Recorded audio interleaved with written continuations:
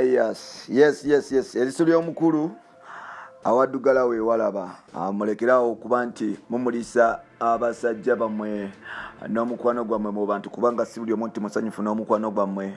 Oyo nno muwala wange Rema byakola si bituufu, ajja kuva eri akaabe ate atandika okunyiigira abantu so nga ate ye yabikola. Nange nalina omukwano muyitirivu, namulisanga bba wange amanyikiddwa nga John Segawa, ne mutwala wano ne mukola biki, namaliriza bamubbye.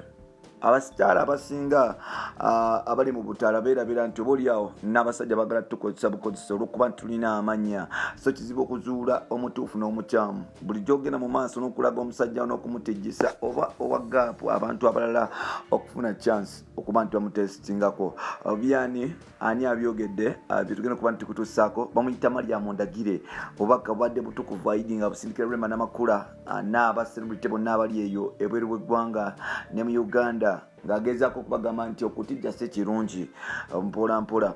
Bagamba ekisiro omukulu awaddugala we walaba obaoliawo Mariam Ndagire agenze n'alaba weaknesses z'abaselebrity abasinga ze bakola n'abaliwo bye bakola. Bufumbo bungi nno obugenda mu maaso n'okuba nti busaasika oba abaselebrity abangi. Twalaba Station Mayanja yagenda mu maaso n'okuba nti afiirwa omusajja okutandikira ku Ssekyewa n'abasajja ab'enjawulo bangi nnyo.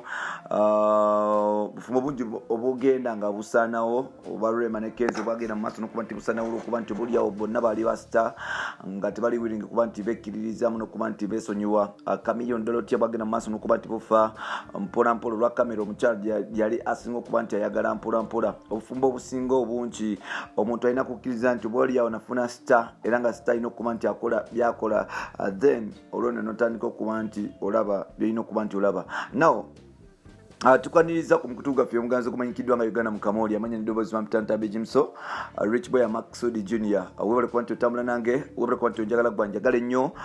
Nkussaamu ekitiibwa mwana Uganda gwena ali mu Uganda ne buli ggwanga ng'ogamba nti oyagala nnyo Jimso yasobola okuba nti akuleetera ebintu by'enjawulo. Nkussaamu ekitiibwa blood wange, webale nnyo, webalire ddala kuba nti ozikiririzamu. This is a new era.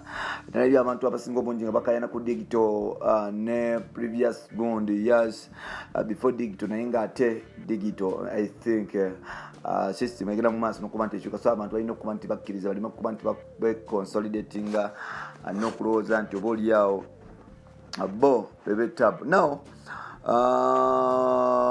mami amanyikiddwa nga Mariam Ndagire obubaka bwe yabaddeyo nga obwa Ramanzan yavuddeyo n'agamba abaselebrity ab'enjawulo nti bannange ebintu by'okukwata abasajja ne mutandika okubanika mu lwatu okubatembeeya okubasuusuuta n'okubateeka ku social media okubafuula nti bamaanyi banjawulo nnyo kintu kikyamu nnyo kye bakola. Era yavuddeyo n'abagamba nti obaoliawo ensonga lwaki obufumbo bwawe tebuteredde yeeyo nti abasajja bagenda mu maaso n'okuba nti obaoliawo banyagibwa because abaselebrity ab'enjawulo especially abakyala bagenda mu maaso n'okuba nti batembeya. Yavuddeyo n'agamba Rema nti okutijja okulaga musajja wo si kibi n'okumukuba abantu naye werekeremuko akatiibwa ne supu mpola mpola ng'agamba nti ajja fuuka tageti ey'abo abantu abagenda mu maaso n'okuba nti obuliawo tamwagala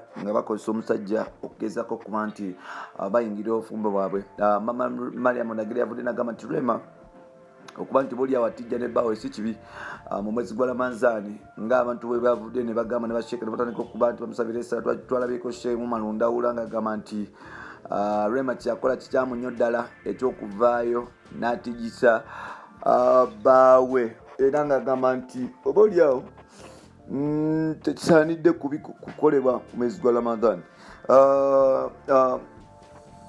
Mariam Ndagire omukyala omusiraamu ddala yavudde n'agamba nti bano nno bawoowe tebalina nsonga lwaki tebabikola byonna era tebalina nsonga lwaki bagenda mu maaso n'okuba nti batijja n'omukwano gwabwe. Wabula ekibi ennyo kye kutwala omukwano omuyitirivu ennyo okugutwala ku media kubanga aba media bo baliwo kutabula na kutabula. So n'olwekyo alabudde Rema n'amugamba nti mami nze sikuganye kuba nti you enjoy your life but still be careful obanga enjoying a life yo mpola mpola. Bampita Ntambi Jimso Rich Boy Maxud Junior webale kuba nti otambula nange blood wange nkusa munye ekitiibwa webale kuba nti obeera nange ebbanga lyonna. Bye bye for now.